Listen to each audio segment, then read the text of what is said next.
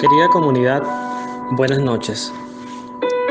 Hoy, Viernes Santo, dentro de nuestra dinámica de la gratitud, debemos hacer una transformación, un giro, para detenernos en la idea central a la cual nos invita este día en la fe. Cristo ha muerto.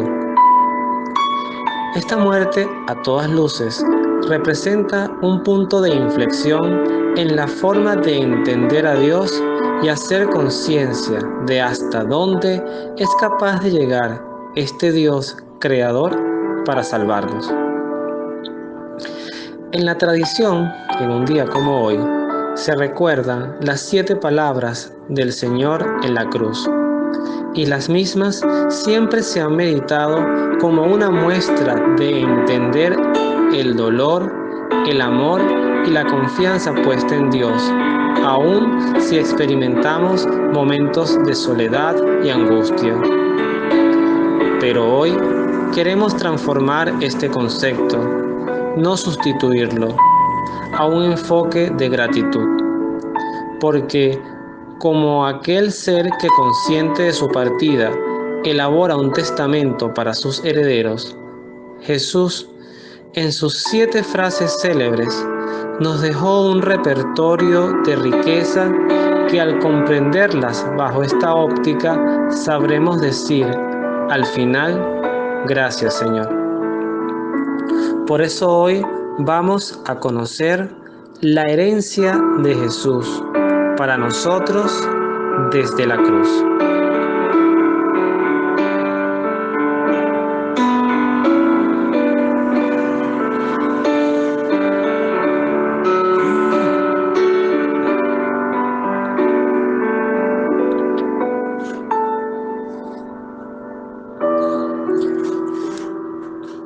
Tradicionalmente, se sabe que cuando Cristo llegó al Gólgota, llegó al final de su misión. Llegó sin fuerzas, desangrado al extremo, adolorido, abandonado.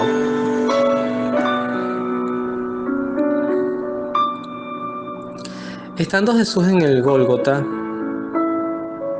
clavado y elevado,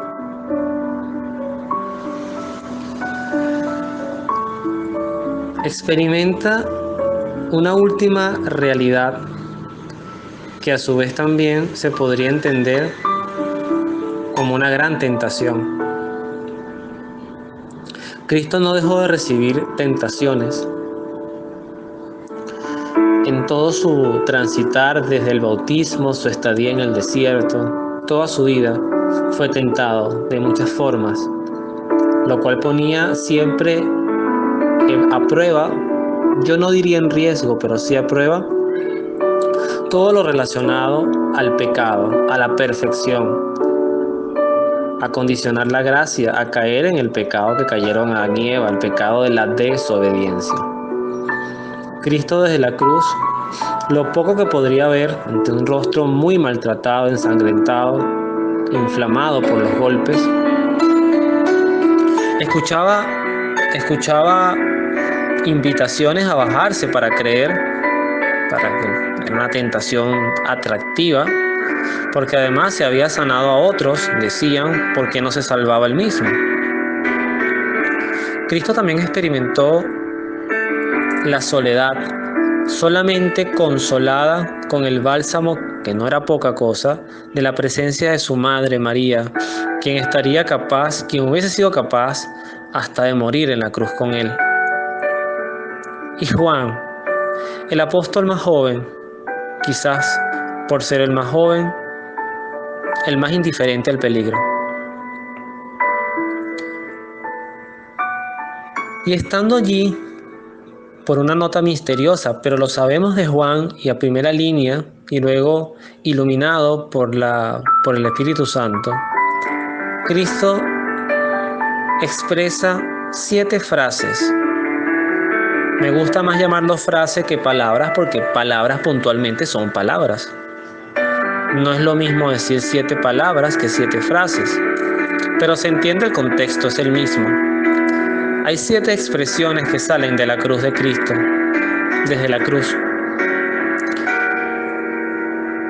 Y que más allá del trasfondo y la importancia que pueden tener estas expresiones para la vida, como la hemos generalmente meditado en mucho tiempo, hoy desde el Ministerio Abrazando Nuestra Fe queremos presentarlas como una herencia, como un legado. Una de las primeras frases enormes, gigantes, que Cristo dice desde la cruz, es cuando viendo todos los que se burlaban, lo golpearon, se vejaron de él, lo humillaron al extremo, inclusive diría que hasta lo odiaron y disfrutaban con un sadismo demoníaco toda la tortura que le habían hecho pasar. Cristo los mira y pronuncia una frase, y pudiéramos imaginarnos desde nuestra imaginación, que es infinita, que en esa búsqueda de miradas, de rostros, ¿quiénes serían mirados desde la cruz por Cristo? Quizás Cristo buscaba también a Judas, el Iscariote, el que lo había traicionado y vendido como si fuera un animal o una mercancía, para que esta frase que él iba a decir desde el madero también le llegara a él y conociera que de Dios no solamente se debía temer a su justicia, sino también confiar en su misericordia. Y Cristo dice esta frase: Padre, perdónalos porque no saben lo que hacen. De esta frase quedan enormes enseñanzas. La primera de ellas: al que hay que convencer del perdón es al Padre, y Cristo es el garante de activar esa misericordia. Así como María en las bodas de Caná, sin tener el poder, intercedió por un milagro, Cristo aboga ante el Padre por nosotros para que conozcamos la misericordia del Padre.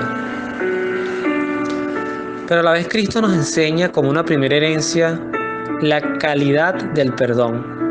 ¿Qué logra el perdón en ti y en mí? Sanarnos. Mirar con ojos diferentes y con un corazón sano aquellos factores que en nuestras vidas pudieron haber marcado dolor, sufrimiento, decepción. Cristo no nos invita a abrazar a quienes nos hicieron daño, que también es válido, como Juan Pablo II lo hiciera contra aquel hombre que le disparó 2 veces y casi acabó con su vida en la plaza de San Pedro, estrenando prácticamente su papado. Pero sí nos enseña que desde el perdón, es más, Cristo pone en práctica lo que nos enseñó a través del Padre Nuestro, y es que desde el perdón liberamos, no desprendemos de nosotros el odio, la amargura, la tristeza. Perdona nuestros pecados como también nosotros perdonamos a los que nos... Mejor dicho, perdona nuestras ofensas, decimos en el Padre Nuestro, como también nosotros perdonamos a los que nos ofenden. Es una herencia que Cristo, una primera herencia que Cristo deja para ti y para mí. Si la queremos tomar, bienvenida sea. De repente no es la que necesitas tú o necesito yo en este momento, quizás sí. Veremos que es una herencia como la creación. La creación se hizo en 7 días porque hasta el descanso fue creado por Dios. Y el 7 representa la perfección.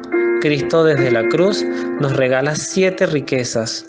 Nosotros podemos decidir si las tomamos todas o tomamos aquella que hoy, año 2021, más sentimos que nos haga falta.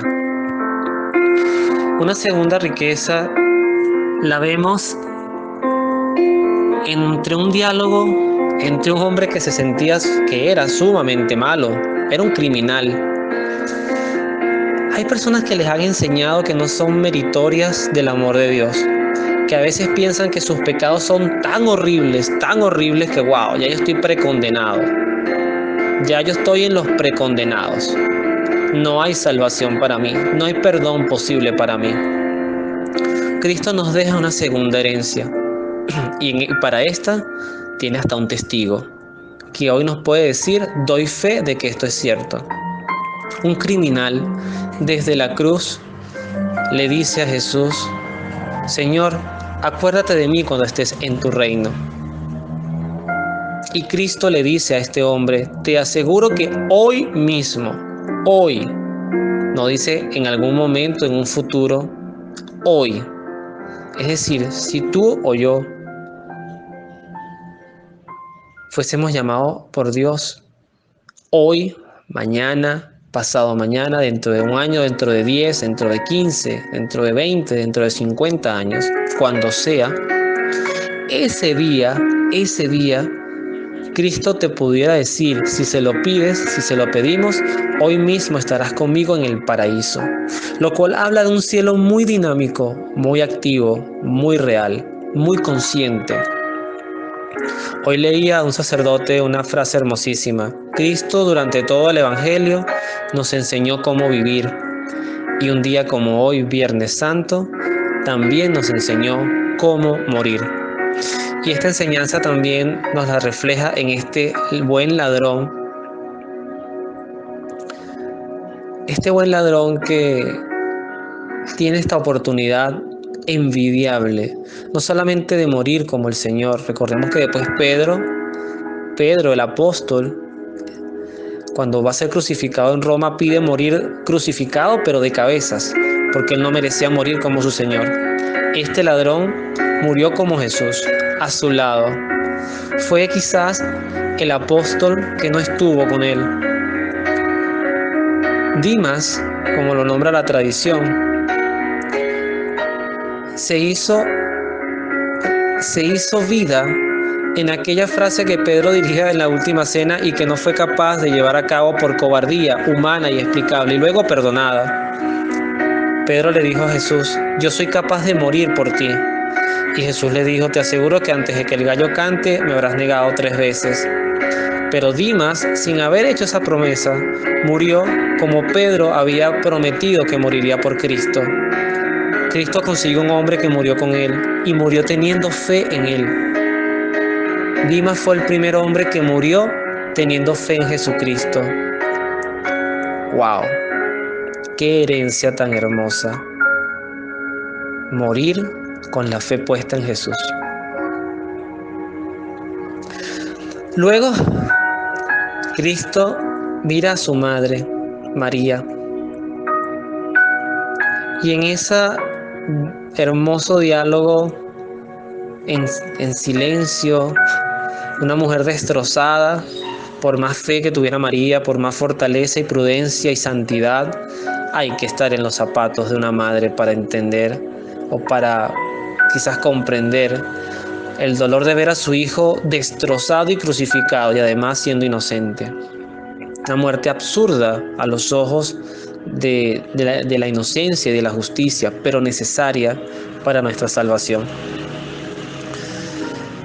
Y Cristo la mira, y yo les pudiera decir que en ese momento, y por mucho, de los tesoros humanos más grandes que tenía Jesucristo era su madre.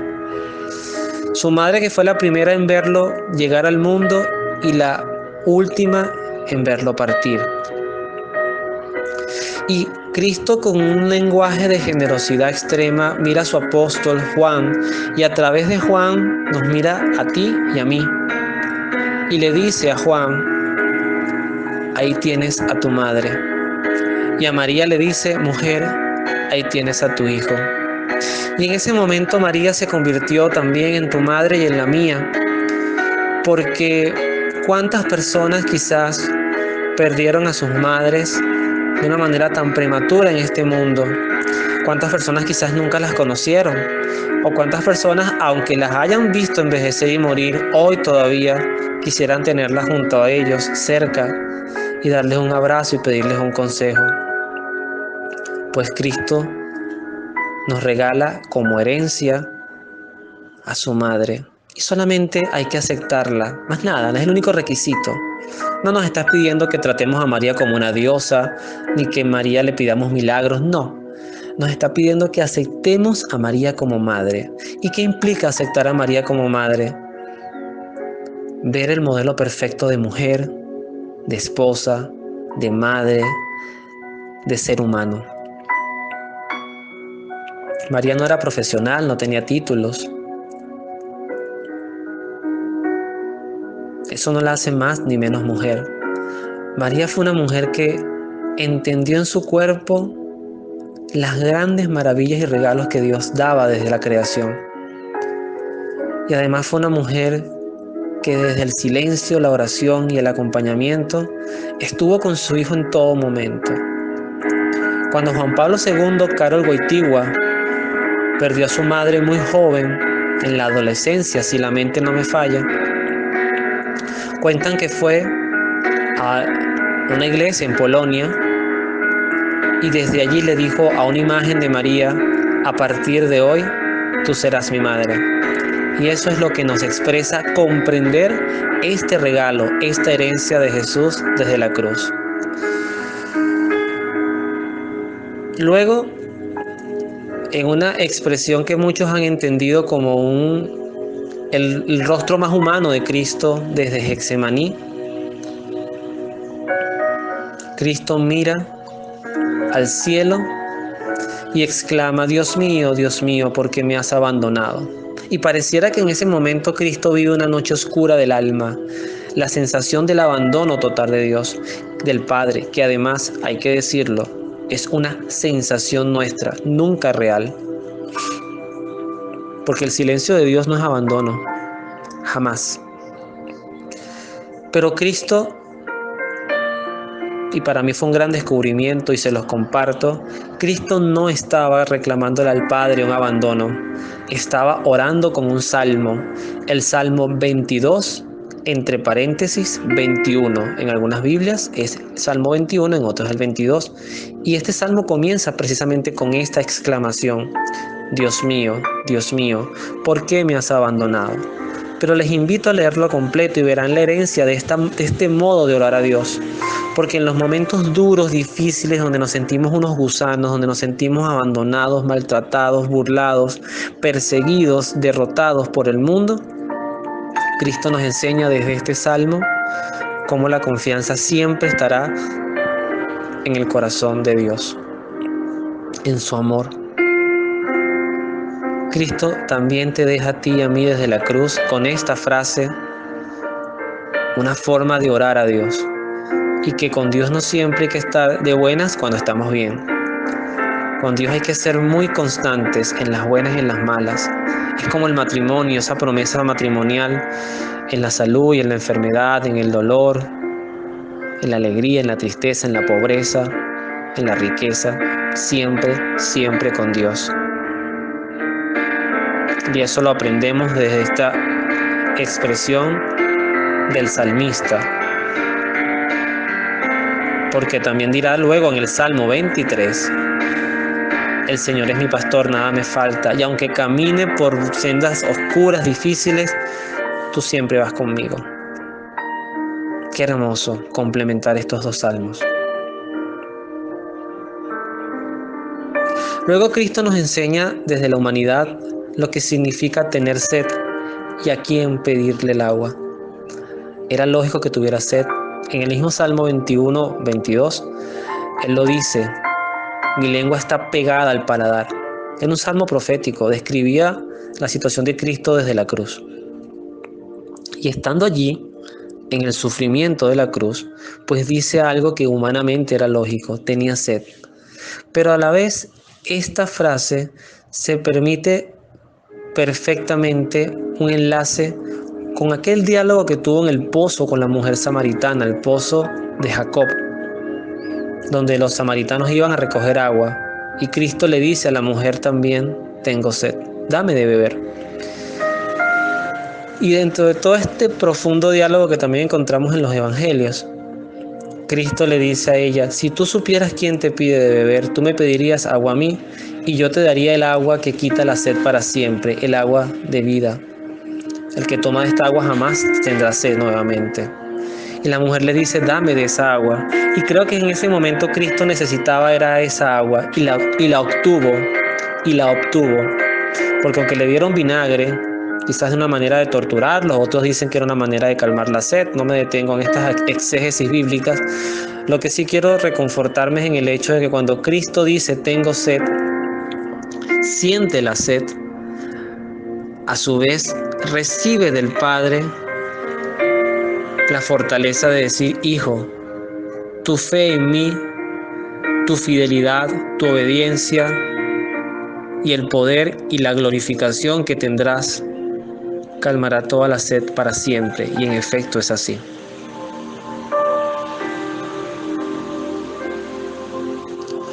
Todo está cumplido. Cristo una vez decía: ¿quién puede agregarle a su vida un segundo de aquello que Dios permita o determine que ya ha acabado? ¿Cuántas personas llegan al final de sus vidas y pueden decir: viví mi vida y cumplí mi misión? ¿Cuántas personas pueden hacer conciencia de qué tan distantes o tan cercanos están de hacer de sus vidas algo productivo para la santidad y para la gracia desde sus propios hogares? Cuando terminamos los estudios, el bachillerato, decimos culminamos un proceso. Cuando salimos de la universidad, culminamos otro. Cuando terminamos un trabajo de años y sentimos que ya es tiempo de jubilarnos, también decimos: se ha cumplido mi tiempo. Pero a la vida nunca le hacemos este análisis, y Cristo también nos enseña desde esta frase a meditar nuestras vidas. No a determinar si ya vivimos lo suficiente o no. Eso es absurdo. Eso no nos corresponde a nosotros. Pero sí poder decir: Señor, quiero vivir una vida en clave de misión, y cuando todo esté cumplido, que tú lo digas de tu boca, no de la mía: hijo, misión cumplida. Gracias, lo hiciste bien. San Pablo lo dice en un momento cuando él ya estaba próximo a su muerte. Él mismo reconoce que había corrido la carrera y le había triunfado, había logrado la meta. La conversión de San Pablo desde el momento de Damasco se dice en promedio que duró unos 19 años. Muchas de sus cartas las escribió desde una prisión, de sus epístolas. No son los momentos de dicha o los momentos de tristeza, de salud, de enfermedad, lo que determinan cómo va nuestra vida. Es nuestros momentos que estamos cercanos a Dios o distantes de Él, nosotros. Y finalmente Cristo nos enseña desde la cruz, cuando le dice al Padre: en tus manos encomiendo mi espíritu, que la vida le pertenece solo a Dios. Y que así como le dijo a Jeremías: antes de que te formaras en el vientre de tu madre te conocí y te consagré, así también nos enseña que así como desde la concepción inicia la vida en esos 9 meses, y que antes de esa concepción ya estamos en el pensamiento de Dios, y por eso la concepción es el inicio de un plan de Dios, de un sueño de Dios que se hace vida. Asimismo, nos enseña que la muerte, con sufrimientos o sin ellos, ofrecido a Dios, ese proceso de partir, es Dios el que determina hasta cuándo vivimos. Y por eso creo que hoy más que nunca, cuando conocemos términos como aborto, eutanasia, creo que Cristo nos enseña a confiar nuestras vidas y nuestra muerte a Dios. Y sí, agradecerle cada día que nos permite vivir, porque puede tener dos tipos de interpretaciones. O es que todavía no estamos preparados para estar en el cielo, o es que nuestra misión aún no culmina. Cuentan que el Padre Pío, cuando cumplió 50 años de sus estigmas, pues él muere. Y inmediatamente cuando él muere, estos estigmas sanaron, obviamente, pero no por descomposición, su cuerpo está incorrupto, sino que el propósito de su sufrimiento muere con él. cuando Dios lo determinó. ¿Y quién duda hoy que el Padre Pío subió disparado al cielo? Un nivel de santidad en el siglo XX, bien movido, un nivel de santidad único y extraordinario. Gigantes de la santidad como el Padre Pío, Juan Pablo II, la Madre Teresa de Calcuta, solo por citar a 3. Gigantes de la santidad en muchos aspectos. Culmina su proceder y Cristo exhala su último aliento y muere, literalmente muere. Y aquí los cristianos inclinamos nuestra cabeza ante una cruz y decimos: te adoramos, Cristo, y te bendecimos que por tu santa cruz redimiste al mundo. Y terminado este momento tan seco, tan duro, tan difícil, su cuerpo es bajado gracias a José de Arimatea para llevarlo a sepultura. Y aquí surge una imagen muy conocida que es la piedad. La imagen de María con los brazos de Jesús muerto sobre sus brazos. Y le escuchaba a una reflexión a Monseñor Roberto Sipols, sacerdote venezolano, hijo de padres inmigrantes, especialmente su papá, alemán. Y en una reflexión desde lo que fue la pasión de Cristo, él decía: ¿qué pudo haber pensado María en el momento que tenía a su hijo muerto en brazos? Una escena que ningún padre, ninguna madre debería jamás experimentar. Y el Monseñor Roberto Sipols dice: posiblemente María pudo haber dicho: Padre eterno, te ofrezco el cuerpo y la sangre, el alma y la divinidad de tu amadísimo Hijo, nuestro Señor Jesucristo, como expiación de nuestros pecados y los pecados del mundo entero. Y ese enlace tan místico, porque además esa oración de la Divina Misericordia la conocemos de Sor Faustina. Pero Sor Faustina quizás no preguntó a Cristo: ¿de dónde la escuchaste tú? Quizás sí, quizás no. Pero posiblemente fue María la compositora de esa frase. Y qué bonito pensarlo así, no cometemos ninguna herejía en creerlo así. Qué hermosa esa conexión de una madre que aún en el peor de los dolores de su corazón, recordando la profecía del profeta Simeón: una espada te atravesará el corazón, y aquel sacerdote a que ella presentó a Jesús en el templo, experimentando el dolor de un corazón atravesado por la injusticia, por la maldad, es capaz de ofrecer a su hijo, así como lo presentó ante Dios cuando nació. Ahora su hijo se hizo el sacrificio vivo por ti y por mí. Eso es un Viernes Santo, y por eso a Cristo hay que darle las gracias en un Viernes Santo también. No solamente es acompañar en el dolor a María. Quienes hemos perdido seres queridos, seguramente cuando recordamos esas fechas nos mueve un poco. El día que tuvimos que decir el último adiós a un padre, a una madre, a un abuelo, a una pareja, inclusive a un hijo, o a un amigo, a un ser querido. Para María, un día como hoy no debe ser de los más gratos, a pesar de que luego viviría la dicha de la resurrección de su hijo. Pero es las gracias porque Cristo dejó una herencia completa para ti y para mí. Ya quedará como reflexión tuya o mía determinar qué de eso nos quedamos nosotros, si nos queremos quedar con todo, porque es una herencia ilimitada e infinita. Es una herencia conductual, es una herencia de actitud de querer recibir a Jesucristo y lo que Él nos deja, no solamente en su obra y por la fe, la gracia que nos salva, sino también por sus enseñanzas, por su modelo de vida. Por eso Jesús, desde el vacío de los agrarios que hoy experimenta el mundo, te damos las gracias por amarnos hasta el extremo. Que Dios los bendiga, nos vemos en la oración.